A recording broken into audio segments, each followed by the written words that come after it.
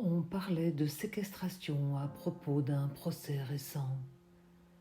C'était à la fin d'une soirée intime rue de Grenelle dans un ancien hôtel. Et chacun avait son histoire.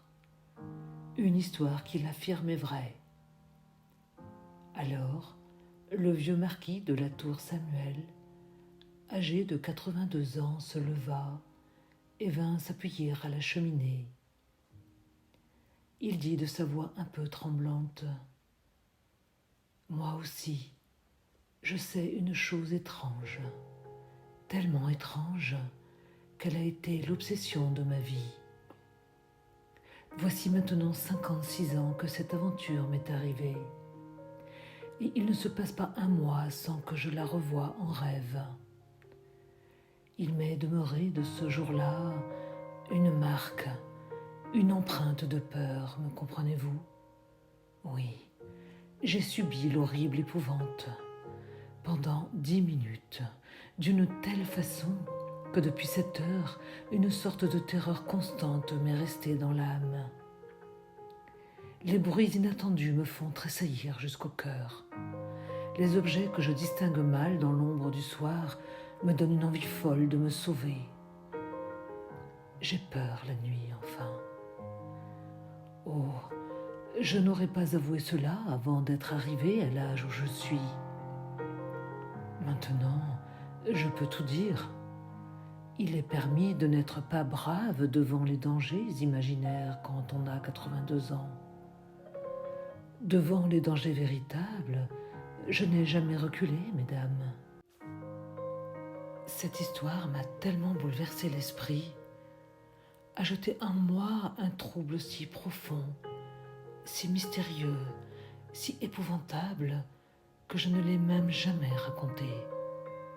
Je l'ai gardé dans le fond intime de moi, dans ce fond où l'on cache les secrets pénibles, les secrets honteux, toutes les inavouables faiblesses que nous avons dans notre existence. Je vais vous dire l'aventure telle qu'elle, sans chercher à l'expliquer. Il est bien certain qu'elle est explicable, à moins que je n'ai eu mon heure de folie. Mais non, je n'ai pas été fou, et je vous en donnerai la preuve. Imaginez ce que vous voudrez. Voici les faits, tout simples. C'était en 1827, au mois de juillet. Je me trouvais à Rouen en garnison. Un jour, comme je me promenais sur le quai, je rencontrai un homme que je crus reconnaître sans me rappeler au juste qui c'était. Je fis par instinct un mouvement pour m'arrêter. L'étranger aperçut ce geste, me regarda et tomba dans mes bras. C'était un ami de jeunesse que j'avais beaucoup aimé. Depuis 5 ans que je ne l'avais vu, il semblait vieilli d'un demi-siècle. Ses cheveux étaient tout blancs et il marchait courbé, comme épuisé. Il comprit ma surprise et me conta sa vie. Un malheur terrible l'avait brisé. Devenu follement amoureux d'une jeune fille, il l'avait épousée dans une sorte d'extase de bonheur. Après un an d'une félicité surhumaine et d'une passion inapaisée, elle était morte subitement d'une maladie de cœur, tuée par l'amour lui-même sans doute. Il avait quitté son château le jour même de l'enterrement et il était venu habiter son hôtel de Rouen. Il vivait là, solitaire et désespéré, rongé par la douleur, si misérable qu'il ne pensait qu'au suicide. « Puisque je te retrouve ainsi, me dit-il, je te demanderai de me rendre un grand service. C'est d'aller chercher chez moi, dans le secrétaire de ma chambre, de notre chambre, quelques papiers dont j'ai un urgent besoin. Je ne puis charger de ce soin un subalterne ou un homme d'affaires, car il me faut une impénétrable discrétion et un silence absolu.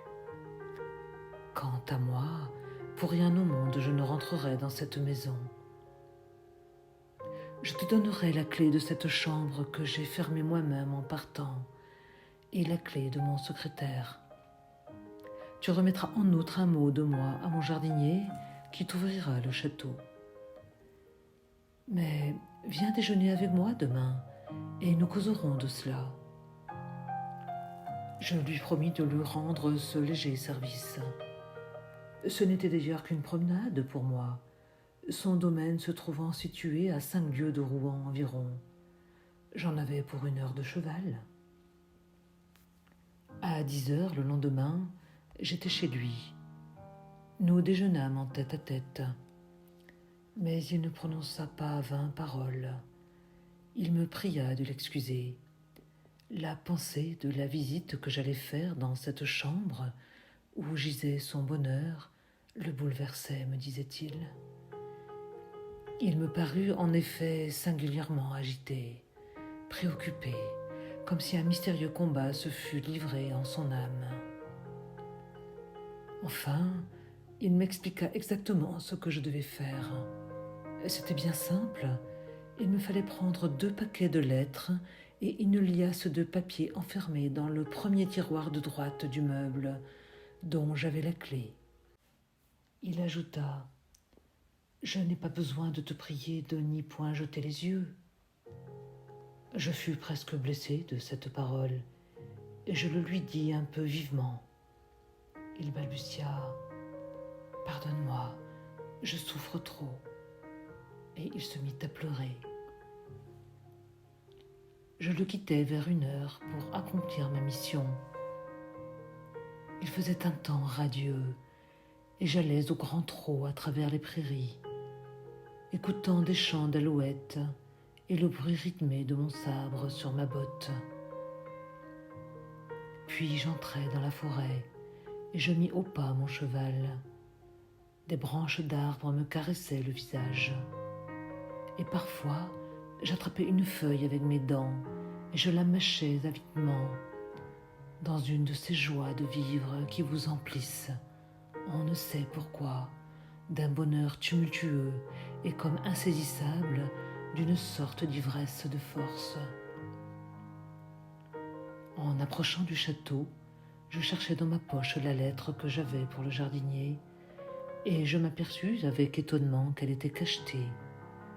Je fus tellement surpris et irrité que je faillis revenir sans m'acquitter de ma commission. Puis je songeai que j'allais montrer là une susceptibilité de mauvais goût. Mon ami avait pu d'ailleurs fermer ce mot sans y prendre garde, dans le trouble où il était. Le manoir semblait abandonné depuis 20 ans. La barrière, ouverte et pourrie, tenait debout on ne sait comment. L'herbe emplissait les allées. On ne distinguait plus les plates-bandes du gazon. Au bruit que je fis en tapant à coups de pied dans un volet, un vieil homme sortit d'une porte de côté et parut stupéfait de me voir. Je sautai à terre et je remis ma lettre. Il la lut, la relut, la retourna, me considéra en dessous, mit le papier dans sa poche et prononça : « Eh bien, qu'est-ce que vous désirez ?» Je répondis brusquement : « Vous devez le savoir puisque vous avez là reçu les ordres de votre maître. Je veux entrer dans ce château. » Il semblait atterré. Il déclara : « Alors, vous allez dans sa chambre ?» Je commençais à m'impatienter. « Parbleu, mais est-ce que vous auriez l'intention de m'interroger par hasard ?» Il balbutia : « Non, monsieur, mais c'est qu'elle n'a pas été ouverte depuis la mort. Si vous voulez m'attendre 5 minutes, je vais aller voir si... » Je l'interrompis avec colère. « Ah, ça, voyons, vous vous fichez de moi. Vous n'y pouvez pas entrer puisque voici la clé. » Il ne savait plus que dire. « Alors, monsieur, je vais vous montrer la route. Montrez-moi l'escalier et laissez-moi seule. Je la trouverai bien sans vous. Mais monsieur, cependant, cette fois je m'emportais tout à fait. Maintenant, taisez-vous, n'est-ce pas, ou vous aurez affaire à moi. Je l'écartai violemment et je pénétrai dans la maison. Je traversai d'abord la cuisine, puis 2 petites pièces que cet homme habitait avec sa femme. Je franchis ensuite un grand vestibule, je montai l'escalier et je reconnus la porte indiquée par mon ami. Je l'ouvris sans peine et j'entrai. L'appartement était tellement sombre que je n'y distinguai rien d'abord. Je m'arrêtai, saisi par cette odeur moisie et fade des pièces inhabitées et condamnées, des chambres mortes. Puis, peu à peu, mes yeux s'habituèrent à l'obscurité et je vis assez nettement une grande pièce en désordre, avec un lit sans drap, mais gardant ses matelas et ses oreillers, dont l'un portait l'empreinte profonde d'un coude ou d'une tête, comme si on venait de se poser dessus. Les sièges semblaient en déroute. Je remarquai qu'une porte, celle d'une armoire sans doute, était demeurée entr'ouverte. J'allai d'abord à la fenêtre pour donner du jour et je l'ouvris. Mais les ferrures du contrevent étaient tellement rouillées que je ne pus les faire céder. J'essayai même de les casser avec mon sabre sans y parvenir. Comme je m'irritais de ces efforts inutiles, et comme mes yeux s'étaient enfin parfaitement accoutumés à l'ombre, je renonçai à l'espoir d'y voir plus clair, et j'allai au secrétaire. Je m'assis dans un fauteuil, j'abattis la tablette, j'ouvris le tiroir indiqué. Il était plein jusqu'au bord. Il ne me fallait que 3 paquets que je savais comment reconnaître, et je me mis à les chercher.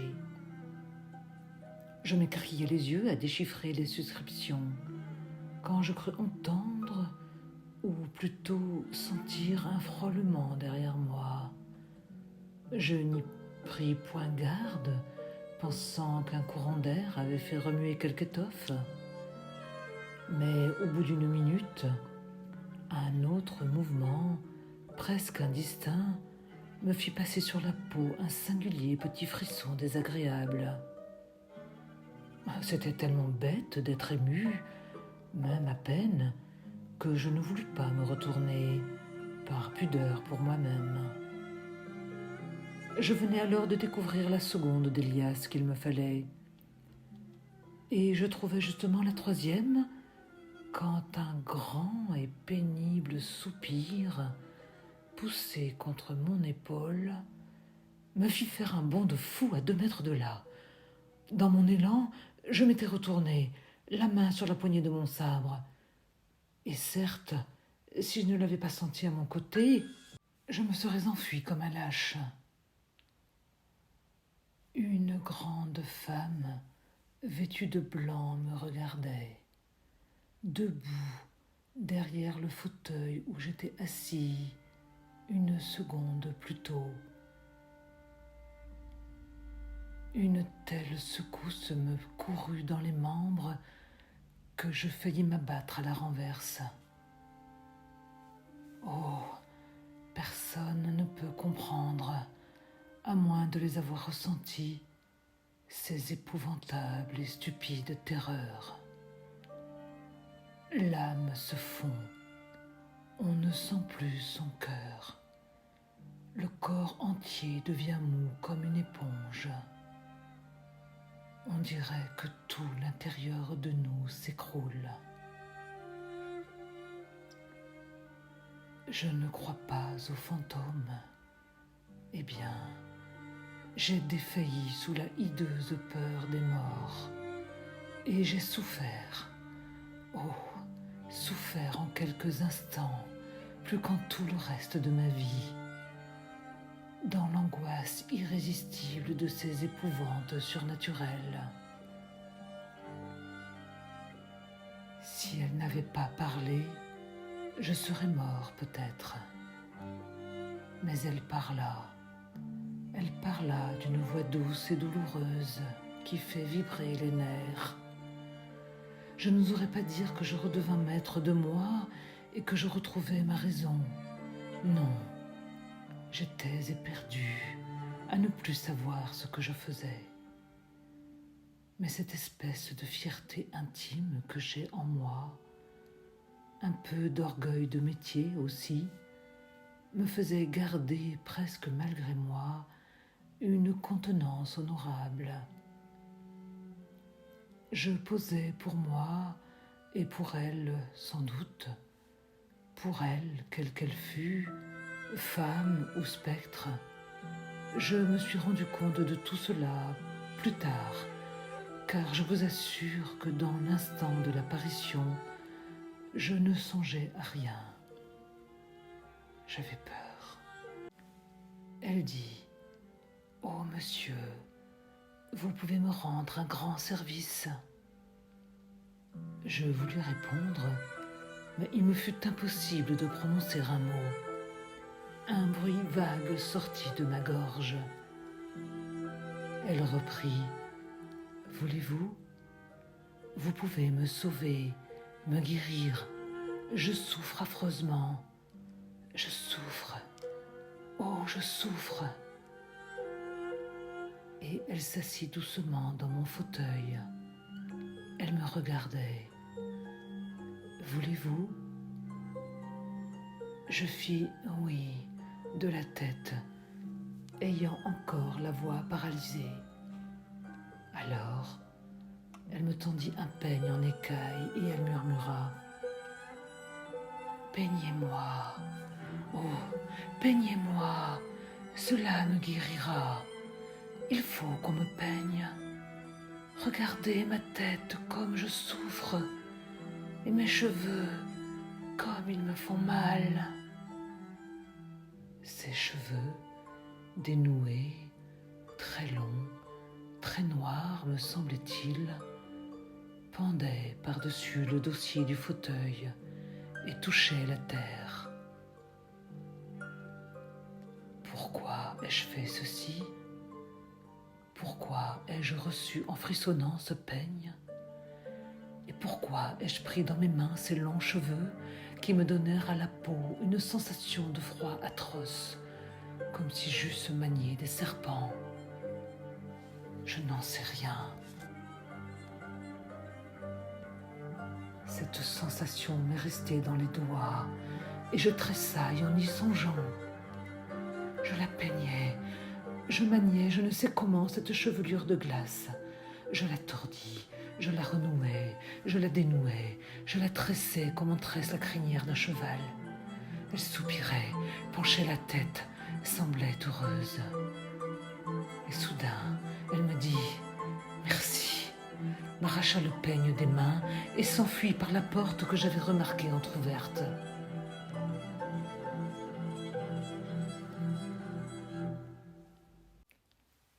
Restée seule, j'eus pendant quelques secondes ce trouble effaré des réveils après les cauchemars. Puis je repris enfin mes sens. Je courus à la fenêtre et je brisai les contrevents d'une poussée furieuse. Un flot de jour entra. Je m'élançai sur la porte par où cet être était parti. Je la trouvai fermée et inébranlable. Alors, une fièvre de fuite m'envahit. Une panique, la vraie panique des batailles. Je saisis brusquement les 3 paquets de lettres sur le secrétaire ouvert. Je traversai l'appartement en courant. Je sautai les marches de l'escalier 4 par 4. Je me trouvai dehors, je ne sais par où, et apercevant mon cheval à 10 pas de moi, je l'enfourchai d'un bond et partis au galop. Je ne m'arrêtai qu'à Rouen, et devant mon logis, ayant jeté la bride à mon ordonnance, Je me sauvais dans ma chambre où je m'enfermais pour réfléchir. Alors, pendant 1 heure, je me demandais anxieusement si je n'avais pas été le jouet d'une hallucination. Certes, j'avais eu une de ces incompréhensibles ébranlements nerveux, un de ces affolements du cerveau qui enfantent les miracles, à qui le surnaturel doit sa puissance. Et j'allais croire à une vision, à une erreur de mes sens. Quand je m'approchais de ma fenêtre, mes yeux, par hasard, descendirent sur ma poitrine. Mon dolman était plein de longs cheveux de femme qui s'étaient enroulés au bouton. Je les saisis un à un et je les jetai dehors avec des tremblements dans les doigts. Puis j'appelai mon ordonnance. Je me sentais trop émue, trop troublée pour aller le jour même chez mon ami. Et puis, je voulais mûrement réfléchir à ce que je devais lui dire.